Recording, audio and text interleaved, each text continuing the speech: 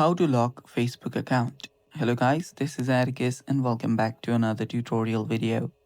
In today's video, I'm gonna teach you how you can lock your Facebook account. So without any further ado, let's dive right into it.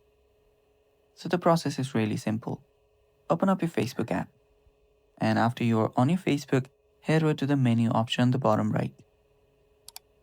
After you're on the menu section, tap on your profile. After you're there, right beside edit profile, you'll find three dots. Tap on it, and from there, you'll head over to your profile settings. Now from right here, you'll see the lock profile option. Tap on it, and as you can read from here that after you lock your profile, all your friends will be able to see your photos from your past, from your future, and whatever you post now.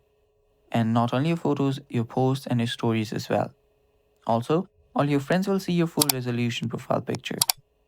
And yeah, so on and on, your profile will be private. So simply tap on lock profile and lock your profile.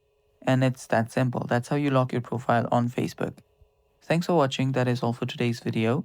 If you guys are new to our channel, head down below and hit the subscribe button so you don't miss out on our future videos. Thanks for watching.